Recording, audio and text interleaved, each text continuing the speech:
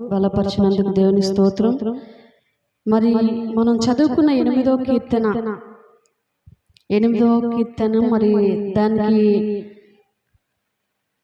ఏం పేరు అంటే దేవుడు మనిషిని ఏ విధంగా ప్రేమించాడు.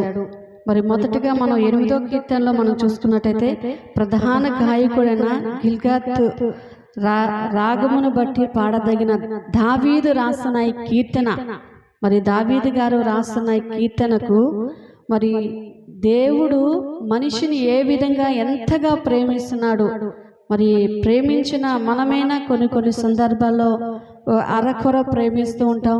మనకి నచ్చిన విధముగా ఉంటే ఒకలా ప్రేమిస్తాం, నచ్చకుండా వారి ఇష్టానుసారంగా ఉన్నప్పుడు ఒకలా ప్రేమిస్తాం. కానీ దేవుడు నువ్వు ప్రేమించినా, నువ్వు ఆరాధించకపోయినా కూడా ఒకే ప్రేమ కలిగి నిన్ను నన్ను ప్రేమించడానికి ఇష్టపడుతున్న కీర్తనే దేవుడు మనిషిని ఎంతగా ప్రేమిస్తున్న కీర్తన. మరి ఎనిమిదో కీర్తన, మరి ఎనిమిదో కీర్తన మొదటి మాటను చూసుకున్నట్లయితే, యెహోవా మా ప్రభువా, ఆకాశములో నీ మహిమను కనపరచువాడా, భూమి అందంతటా నీ నామము ఎంత ప్రభావము గలది.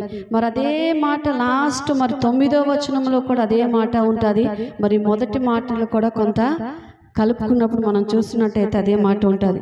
మరి యెహోవా మా ప్రభువా, ఆకాశములో నీ మహిమను కనపరచువాడా, భూమి అందంతటా నీ నామము ఎంత ప్రభావం గలది.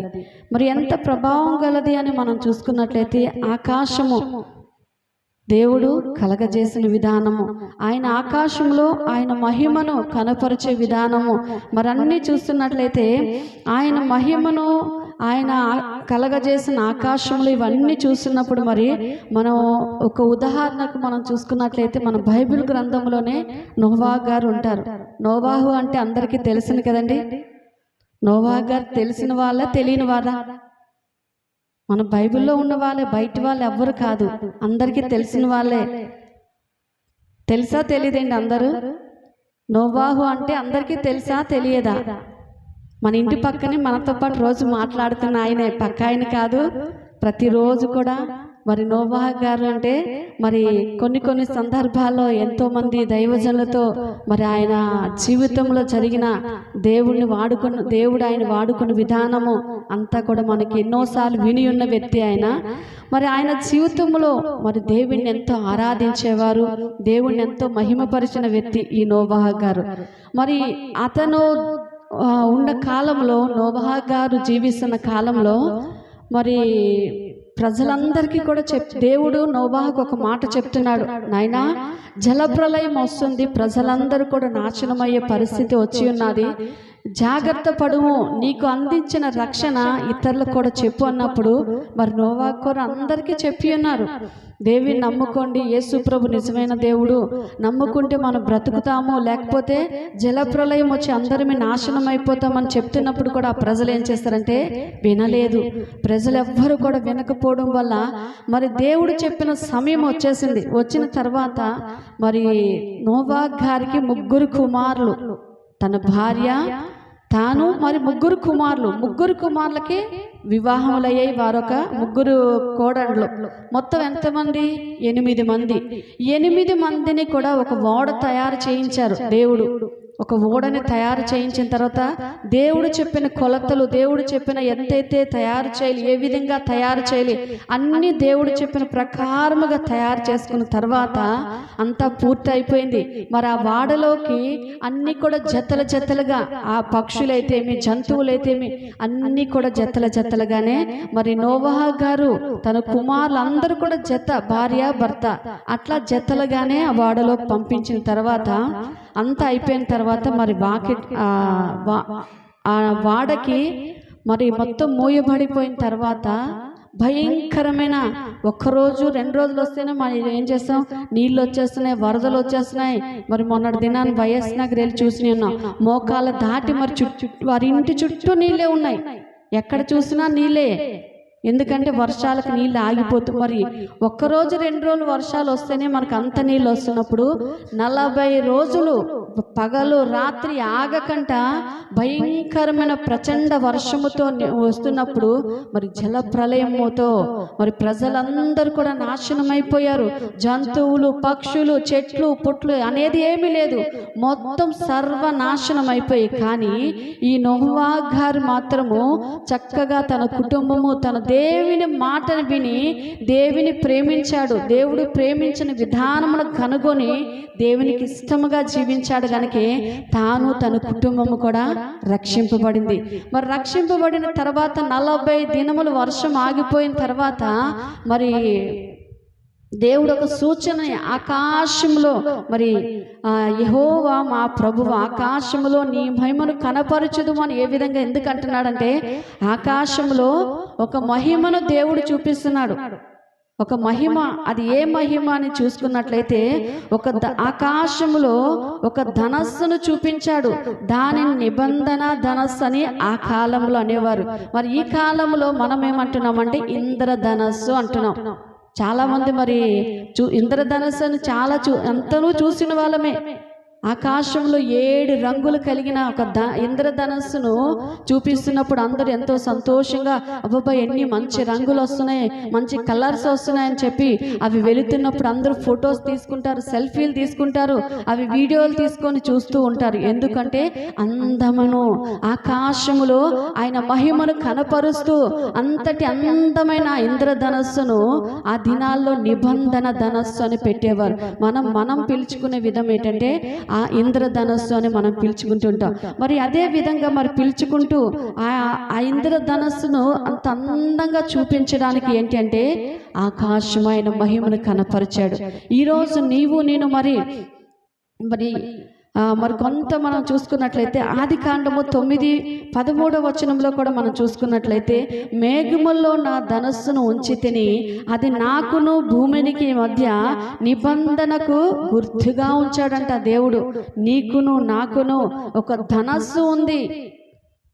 నీకును నాకు ఒక ధనస్సు అంటే దేవుడు నీకును నాకును మధ్యవర్తగా ఉండి ఆయన ఒక నిబంధనగా ఆయన్ని జ్ఞాపకము చేసుకోవాలి. ఆయన చూపించిన మహిమ, ఆయన చూపిస్తున్న ప్రేమ, ఆయన కాపాడుతున్న కాపుదలలో ఒక ధనస్సుగా ఆయన నిన్ను ఆదరిస్తున్నాడు.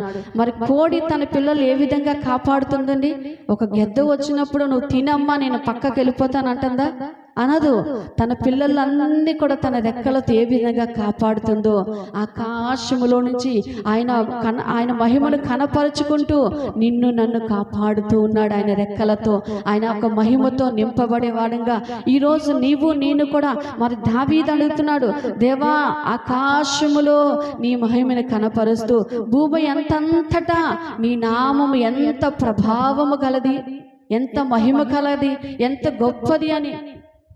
కొంతమంది ఎవరినైనా ఒకవేళ కొందరిని ఏదైనా పొగిడారనుకోండి, కొంత పొగుడుతారు. కానీ దేవుని నామం అంట ఒకరు కాదు, ఇద్దరు కాదు, వేలాది నదులంతా విస్తారమైన తైలముతో కూడా ఎంత వేసినా ఎంత పొగిడినా కూడా ఆయన నామం ఇంకను ఘనపరచబడింది.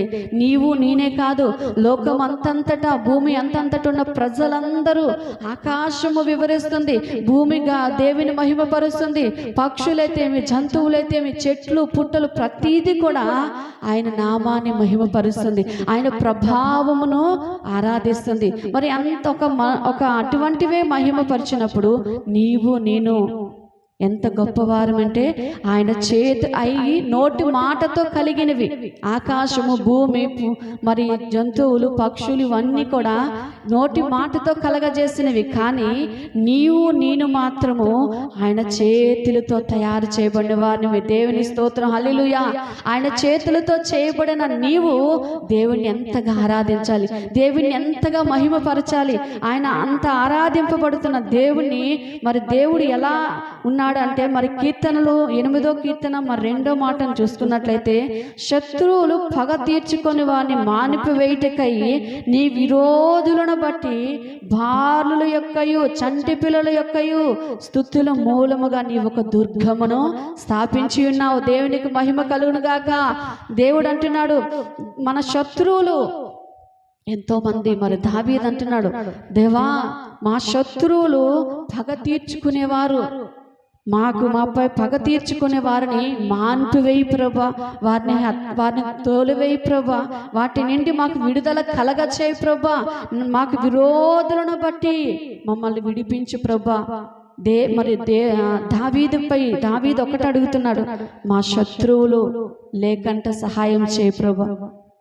శత్రువులు దేవుణ్ణి అడుగుతున్నాడు, వారికి కర్రలు అవసరం లేదు, లేకపోతే కత్తులు అవసరం లేదు, మరి యుద్ధాలకు వెళ్ళవలసిన కొన్ని ఆయుధాలను అడగట్లేదు. కానీ ఇక్కడ మరి కొంచెం కిందకు వచ్చినట్లయితే బాలుల యొక్కయు చంటి పిల్లల యొక్కయు స్తుతుల మూలముగా ఒక దుర్గమును స్థాపించాడంట. మరి దాసుడు మరి దైవజనుడు, నీవు నేను ఒక దుర్గమును స్థాపించాలంటే బాలులు అంటే మరి ఈ వయసు వాళ్ళండి, మరి చంటి పిల్లలు అంటే చిన్న పిల్లలు, వీరందరూ కూడా దేవుని మహిమపరుస్తున్నారు. వారిపై శత్రువులుగా వస్తున్నప్పుడు ఆ శత్రువులు, ఆ విరోధమైన మనస్సు, కక్ష క్రోధములతో నిండిపోయిన వారిని ఎవరిని దొరికితే వారిని చంపాలని అటువంటి ఆలోచన కలిగిన వారందరినీ కూడా, శత్రువైన సాతానును కూడా అత్తము చేయాలి అంటే మనం స్తుతి చెల్లించాలి. మరి మందిరమునకు వచ్చిన నీవు, ఆరాధనకు వెళుతున్న నీవు నేను కూడా స్తుతులు చెల్లించాలి. మరి స్తుతి ద్వారాగా ఎర్కో గోడలు కూల్చబడ్డాయి. స్తుతి ద్వారాగా మరి ఇజ్రాయేలు ప్రజలు ఆ సముద్రాన్ని దాటాలి అంటే సముద్రం వెళ్ళిపోతే మునిగిపోతాం, కానీ వారు స్తుతి చెల్లించారు. ప్రభువా మమ్మల్ని ఈ సముద్రములో నుంచి పక్కకు విడుదల కలగ చేయబడాలి, ఈ సముద్రమును మేము దాటి వెళ్ళాలి అంటే నీవు మాకు సహాయం చేయని స్తుతించారు, మహిమపరిచారు, పాటలతోనూ ఆయన ఘనపరిచారు, ఆయన మహిమను వివరించుకొని ఉన్నారు. గనకే ఆయన చేసిన ఉపకారముల్లో మర్చిపోకుండా ప్రతీది జ్ఞాపకము చేసుకొని స్తుతించారు. గనకే ఆ ఎర్ర సముద్రము 2 పాయలుగా పారిపోయింది. దేవుని స్తోత్రం, హల్లెలూయా. ఆ సముద్రము 2 పాయలుగా మారిపోయినాయి. ఈ 40 లక్షల మంది ప్రజలని రహదారిగా మారిపోయిందండి. ఈరోజు వారు చేసిన ప్రార్థన వలన, వారు చెల్లించిన స్తుతుల ద్వారాగా, వారు చేసిన మరి పిల్లలు పెద్దలు ప్రతి ఒక్కరు స్తుతి చెల్లించడం ద్వారా గంట ఎర్ర సముద్రమే 2 పాయలుగా అయిపోయినప్పుడు మరి మనము కూడా వారి నమ్మిన దేవుడే, వారు ఆరాధిస్తున్న దేవుడే, వారు నమ్మిన దేవుని మనము కూడా అదే దేవుని నమ్మి ఉన్నాం, అదే దేవుని ఆరాధిస్తున్నాం. మరి మన జీవితాల్లో ఎందుకు అద్భుతాలు జరగట్లేదు? మనము ప్రార్థన చేస్తే ఎందుకు ఫలము కలగట్లేదు అంటే స్తుతి చెల్లించలేకపోతున్నాం, హృదయపూర్వకంగా దేవుని ఆరాధించలేకపోతున్నాం. శత్రువైన సాతాను చేతుల్లో చిక్కబడుతున్నాం, కానీ ఆ శత్రువు దగ్గరే మనం నిలిచి ఉండడానికి ఇష్టపడుతున్నాం. మనకు విరోధముగా ఉన్న వారితోనే వాయిద్యాలు వారితో వాదాపవాదములు చేసుకుంటుంటున్నాం, కానీ దేవుని వరకు ప్రార్థన చేయలేకపోతున్నాం, దేవుని సన్నిధికి వచ్చి స్తుతి చెల్లించలేకపోతున్నాం, దేవుని మహిమలో నింపబడలేకపోతున్నాము. గనకే ఈరోజు నీవు నేను కూడా ఆశీర్వాదం లేని వారంగా ఉంటున్నాం, దేవుని అభిషేకంతో నింపబడలేకపోతున్నాం, దేవుని ఆత్మతో మనం తాకబడలేకపోతున్నాం. అంటే దేవుని వారు స్తుతించినట్టుగా మనము కూడా మరి దావీదు స్తుతించినట్టుగా మరి బాలుల యొక్కయు చంటి పిల్లల యొక్క స్తుతుల మూలముగా ఒక దుర్గాన్ని స్థాపించబడ్డాం. మరి నీవు నేను ఆరాధించినప్పుడు దేవుని ఆత్మ దిగి వచ్చినట్టుగా ఆరాధించగలుగుతున్నామా? నువ్వు ఆరాధనకు వెళుతున్నప్పుడు పిల్లలు ఏం చేస్తున్నారో, బయటికి వెళ్ళిపోతున్నారేమో, పక్కవారు ఎలాగ ఆరాధన చేస్తున్నారో, పక్కవారు ఏ విధంగా ఏడుస్తున్నారా లేకపోతే మౌనంగా ఉంటున్నారా అనేది కాదు. ఎవరేమైపోయినా నాకు అవసరం లేదు, నేను దేవుడు మాత్రమే ఇక్కడ ఉన్నామని నీ హృదయపూర్వకంగా ఎప్పుడైతే నువ్వు స్తుతి చెల్లించినప్పుడు, స్తుతి చెల్లించడం ద్వారా గంట మనలో ఎక్కువ ప్రార్థన చేస్తారు, ఎక్కువ పాటలు పాడతారు, కానీ స్తుతులు మాత్రం తక్కువ చెల్లిస్తారు చాలామంది. స్తుతి చెల్లించడం ద్వారా ఏమవుతుందంటే మనలో ఉన్న ద్వేషం పారిపోతుంది, మనలో ఉన్న అనారోగ్యం పారిపోతుంది, మనలో ఉన్న ప్రతి బలహీనత దేవుడు తొలగించి దేవుడు కృప మనపై వస్తుంది, దేవుని ఆశీర్వాదం మనపై వస్తుంది. స్తుతి చెల్లించడం ద్వారా గంట అంతే ఆశీర్వాదం ఉంటుంది. నీ ప్రార్థన పైకి వెళుతూ ఉంటుంది నువ్వు స్తుతి చెల్లించినప్పుడు. అప్పుడు దేవుని ఆశీర్వాదం నీ పైకి రావడానికి ఇష్టపడుతుంది. అటువంటి ఆశీర్వాదం నీవు నేను పొందుకోవాలి. మరి యెహోషువపాతు మన బైబిల్ గ్రంథంలో ఉన్న దైవజనుడు మరి యుద్ధమునకు వెళ్ళాడు. భయంకరమైన యుద్ధం వస్తున్నప్పుడు ఆ యుద్ధములో ఇంకా ఓడిపోతానేమో, నేను ఏమి చేయలేని, కానీ మరి సైన్యంపై ఆధారపడలేదు. తన ఉన్న వారందరిపైన, బలగము పైన, కత్తుల పైన, కఠారాల పైన, యుద్ధ నైపుణ్యము కలిగిన వారిపై ఆధారపడలేదు. కానీ దేవుని అడుగుతున్నాడు, ప్రభువా నీవు మాకు సహాయం చేయి, ఈ యుద్ధములో విజయము కలగచేయి ప్రభు అని దేవుని అడుగుతున్నాడు. దేవుని స్తుతిస్తున్నాడు, దేవుని మహిమపరుస్తున్నాడు. పాటలతోనూ ఆరాధనతోనూ వాయిద్యములు వాయించుకుంటూ దేవునికి ఇష్టానుసారమైన ఆరాధన చేస్తున్నప్పుడు ఆయన స్తుతి చెల్లించిన ద్వారాగా మరి ఆ యుద్ధములో జయము లేదనుకున్నాడు. నా యుద్ధములో ఇంకా నేను ఓడిపోతాను, నేను ఎంతే అనుకున్నాడు. కానీ దేవునిపై ఆధారపడి ఉన్నాడు, దేవుని నమ్ముకొని ఉన్నాడు, దేవుని మహిమను ఆయన పొందుకొని ఉన్నాడు. గనకే వెంటనే ఆ యుద్ధములో నేను గెలవలేని అనుకున్నాడు. యెహోషువపాతు రాజు స్తుతి ఆరాధన చేసినప్పుడు యుద్ధములో జయము కలిగింది. దేవుని స్తోత్రం, హల్లెలూయా. మరి యుద్ధములో యుద్ధములో జయము రావడమే కాదు, కానీ స్తుతి ఆరాధన చేసినప్పుడు అంట నీ పరిస్థితి కూడా మారిపోతుంది.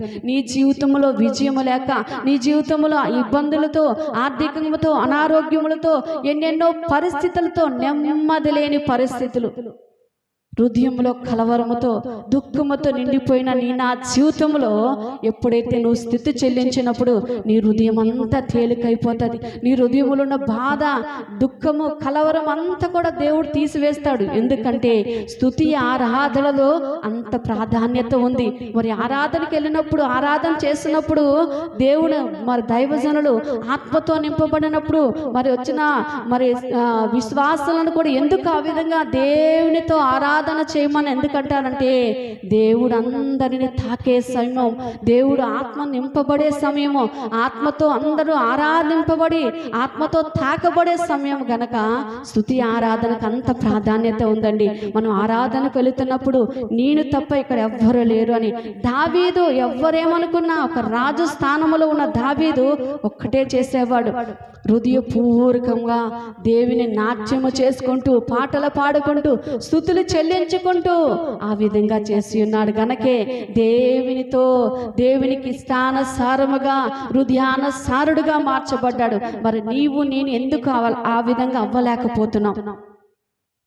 మనలో ఉన్న లోపాలను, మనలో ఉన్న బలహీనతలను, దేవునికి విరోధము చేస్తున్న పరిస్థితులను విడుదల కలిగించినప్పుడు మనము కూడా అటువంటి వారంగా మార్చబడతాం. దేవుని స్తోత్రం, హల్లెలూయా. మరి అటువంటి ఆశీర్వాదం నీవు నేను పొందుకోవాలి అంటే మరి మూడో మాట చూసినట్లయితే, నీ చేతి పని అయిన నీ ఆకాశమును నీవు కలగజేసిన చంద్ర నక్షత్రమును నేను చూడగా, నీవు మనుషుని జ్ఞాపకము చేసుకున్నట్టుకు వాడు ఏ పాటివాడు, నీవు నరపుత్రుని దర్శించుటకు వాడు ఏ పాటివాడు. మరి 3-4 మాటలు మనం చూసుకున్నట్లయితే, దేవుడు చంద్రుని నక్షత్రములు కలగజేసి వాటన్నిటినీ చూస్తున్నాడు. తర్వాత మరి అంటున్నాడు, మనుష్యుని జ్ఞాపకము చేసుకున్నట్టుకు మనం ఏ పాటివారమండి? దేవుడు మనం ఆయన జ్ఞాపకము చేసుకోవట్లేదు, కానీ ఆయన ప్రతిరోజు నిన్ను నన్ను జ్ఞాపకము చేసుకుంటున్నాడు. మనం ఎంతటి వారమే? గాలి వేస్తే ధూళి వలె ఎగిరిపోయే అంతకంట పరిస్థితి గలవారం మనము. కానీ నిన్ను జ్ఞాపకము చేసుకుంటున్నాడు అంట దేవుడు. నిన్ను దర్శించడానికి ఆయన ఇష్టపడుతున్నాడు. కానీ మనం మాత్రం ఏం చేశానంటే, దేవుని కంటే కొంచెం తక్కువగానే చేసి అన్నాడు నిన్ను నన్ను. దేవుడి చేతులతో ఆయన ఇష్టమైన రూపములో తయారు చేసుకొని దేవుడి కంటే కొంచెమే, ఏదైనా కొలతలు పెట్టుకున్నప్పుడు అరించి పెట్టండి, అరంగుళం పెట్టండి, ఎలాగంటామో దేవుని కంటే మనలో కూడా కొంచెం మాత్రమే తక్కువ చేసి ఉన్నారు. ఆ తక్కువ చేసి ఉన్నారు కనుకనే మరి ఒకవేళ దేవుడు అంతటి వారుగా ఉంటే దేవుని కూడా మనం పక్కన పెడతామేమో. నువ్వెవరయ్యా, నేనే నీ దేవుణ్ణి అంటాం అన్నట్టు కూడా సామర్థ్యులమే మనము. కానీ దేవుని కంటే దేవుడు మన కోసం, మనకైతే మనకు తెలియదు, కానీ దేవుని కొరకు, మన కొరకు దేవుడికి అన్నీ తెలుసు.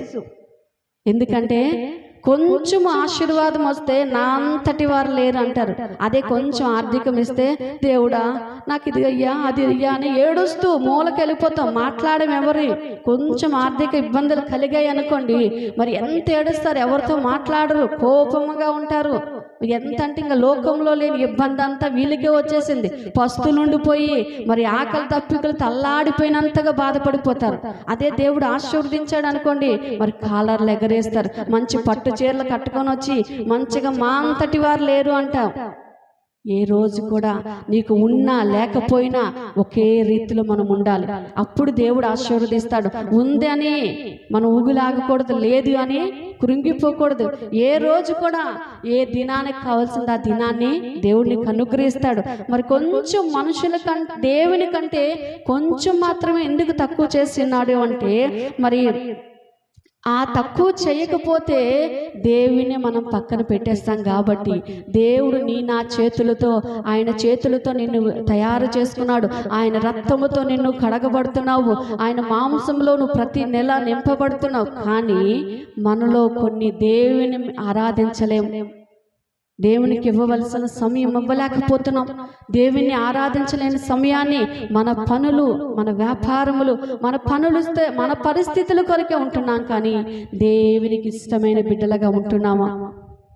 అంతగా తయారు చేసి అంతగా ప్రేమించిన దేవుని పక్కన పెట్టేస్తున్నాం.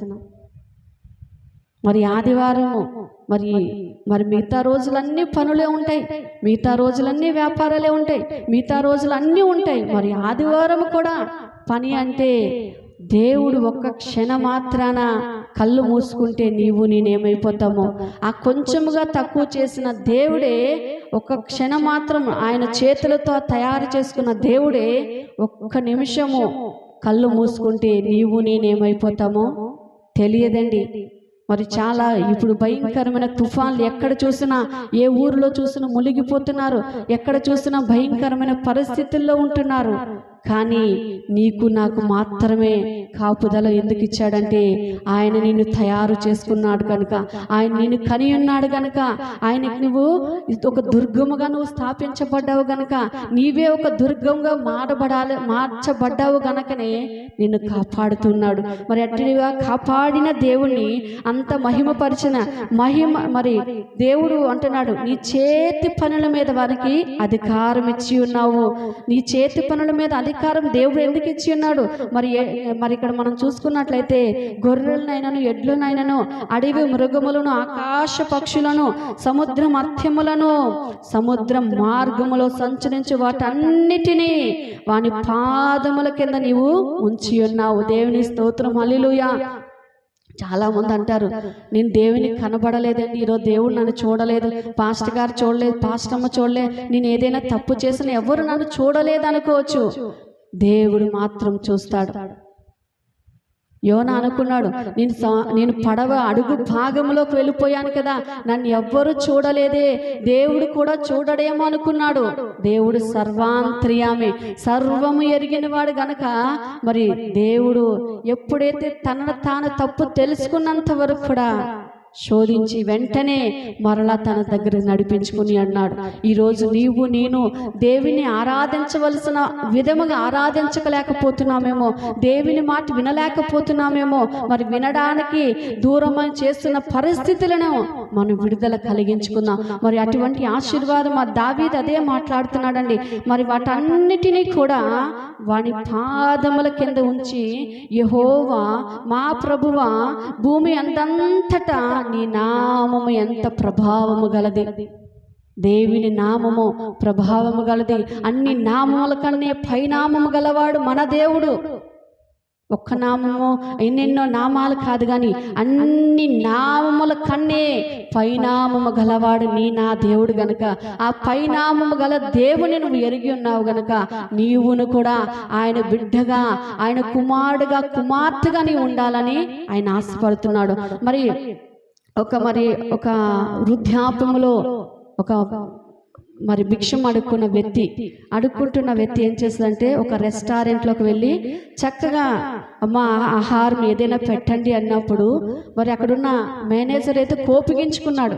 అక్కడున్న పెద్ద ఆయన కోపగించుకొని ఏం భోజనం లేదు ఏం లేదని బయటకు వెళ్తున్నప్పుడు అక్కడ మరి హోటల్కి వెళ్ళినప్పుడు సరే అంటే భోజనం మనకు తెచ్చి పెట్టే వాళ్ళు ఉంటారు కదా, ఆ తెచ్చి పెట్టే ఆమె ఒక అమ్మాయి అయ్యా కూర్చోండి అని చెప్పి కూర్చోబెట్టి అమ్మ నాకు కొంచెం ఆకలి వేస్తుంది కొంచెం ఆహారం పెట్టు అన్నప్పుడు తీసుకొచ్చి ఆహారం పెట్టి ఉన్నది. ఆ పెట్టినప్పుడు ఆయన తినే పద్ధతి ఏమంటే అంత కిందంతా చల్లుకుంటూ తింటున్నప్పుడు అదంతా చూసి ఆ మేనేజర్ అయితే విసుక్కుంటున్నాడు. ఆ అమ్మాయి దగ్గరికి వచ్చి ఇతను డబ్బులు కూడా కట్టే పరిస్థితి లేదు, ఆయన డబ్బులు కూడా నువ్వే కట్టాలి ఆ భోజనానికి, అదంతా చూడు ఎంత గలీజ్గా తింటున్నాడో, అవన్నీ కూడా క్లీన్ చేసే బాధ్యత నీది అన్నప్పుడు ఆ అమ్మాయి అయితే సరే సార్ అని చెప్పి వెంటనే ఆమె లోపలికి వెళ్ళిపోయింది. వెళ్ళిపోయిన తర్వాత ఈ వృద్ధాపమున ముసలాయన ఏం చేశాడు, చక్కగా భోంచేసేసి భోజనం పెట్టినందుకు ఒక థ్యాంక్స్ కూడా చెప్పలే, వెంటనే బయటికి వెళ్ళిపోయాడు. వెళ్ళిపోయిన తర్వాత ఈ అమ్మాయి వచ్చి మరి ఆ ప్లేట్లు అంతా కూడా క్లీన్ చేస్తుంది. అవన్నీ తీస్తున్నప్పుడు మరి ఆ ప్లేట్లు అన్నీ తీస్తున్నప్పుడు అక్కడ ఒక స్లిప్ పెట్టాడు ఆయన, ఆ ముసలాయన ఒక పేపర్ మీద ఒక రాసి పెట్టాడు, అమ్మా నేనెంతో ఆకలితో ఉన్నప్పుడు నువ్వు నన్ను ఆదరించావు, నాకు ఆహారం పెట్టి ఉన్నావు, మరి నీ మేనేజర్ అయితే నిన్ను తిడుతున్నాడు, మరి నేనైతే డబ్బులు ఇవ్వలేదు నువ్వే కట్టాలి అన్నాడు, అయినా కూడా నువ్వు దానికి కూడా సిద్ధమయ్యావు, నా కడుపును నింపి నా ఆకలిని తీర్చి నాకు మంచి ఆహారం పెట్టావు తల్లి, ఈ హోటల్లో అంతటికీ కూడా అధికారం నేనమ్మా, మీరందరూ ఏ విధంగా పని చేస్తున్నారో ఏ విధంగా వచ్చే ప్రజల ఎలా వారికి భోజనం పెడుతున్నారో లేదో అని గమనించడానికి మాత్రమే నేను వచ్చి ఉన్నాను తల్లి అని చెప్పి ఈ మేనేజర్ పోస్ట్లో ఒక భోజనము తెచ్చి ఉన్న ఆమె నిన్ను మేనేజర్గా చేస్తున్నానమ్మా, ఇక మీదటి నుంచి నువ్వు ఒక కూలి పని చేస్తున్న నీ జీవితముని మేనేజర్గా చేశానమ్మా అని చెప్పి వెంటనే ఆ స్లిప్లో రాసి ఇచ్చి వెళ్ళిపోయాడు. అది చదివిన వెంటనే నా కుమార్తె చాలా సంతోషించింది. ఒక పూట భోజనం నేను పెట్టినందుకు ఈరోజు నేను నా ఉద్యోగంలో స్థానం పెరిగింది, జీతం పెరిగింది, హోదా పెరిగింది కదా. మరి దేవుని కూడా కొన్ని సందర్భాల్లో ఏ విధముగా వస్తాడో తెలియదు, ఏ విధముగా నిన్ను పిలుచుకుపోతాడో తెలియదు. మరి ఆ కుమార్తె అది గమనించి అతని అవతారమును చూసి అతని పరిస్థితిని చూసి అసహించుకోలేదు, కడుపు నిండా భోజనం పెట్టి పంపించింది. ఈరోజు నేను కూడా దేవుని ప్రేమించే దేవుడు ఏ రూపంలో వస్తాడో, ఏ విధంగా మనకు ఆశీర్వాదం వస్తుందో ఆ ప్రేమను ఆ అమ్మాయి గమనించి పెట్టి ఉన్నది గనకే ఉన్నతమైన స్థితిలోకి వెళ్ళిపోయింది. నేను కూడా మరి దేవుడిని ప్రేమించాలి, దేవుని గౌరవించాలి, దేవుడి ఆశీర్వాదం పొందుకున్నప్పుడు దేవుడు నీకు కూడా అటువంటి ఆశీర్వాదాన్ని ఇవ్వడానికి ఇష్టపడతాడు. ఒక స్త్రీ చేసిన ఆ పరిస్థితి మనము కూడా చేసినప్పుడు మనము కూడా అదే రీతిగా ఇతరులు ప్రేమించి ఇతరులతో మనం జీవించినప్పుడు మనము కూడా అటువంటి ఆశీర్వాదం పొందుకుంటూ ఉండే మరి దేవుని ఆకాశములో ఆయన మహిమను ఆయన ప్రభావమును చూసి ఘనపరిచే వారంగా మనము ఉండాలి. ఆయన ఘనపరుస్తూ ఆయన మహిమపరుస్తూ నీవు ఒక దుర్గముగా స్తుతులు చెల్లించుకుంటూ మరి ఆరాధనకు వెళ్ళి నా జీవితమును దేవునికి అప్పగించుకుంటూ హృదయపూర్వకంగా ఆరాధించినప్పుడు ఆయన అంతటి ఆశీర్వాదాన్ని మనము కూడా పొందుకుని ఉంటాం. అట్టి కృప ఆశీర్వాదం దేవుడు మనందరికీ అనుగ్రహించును గాక.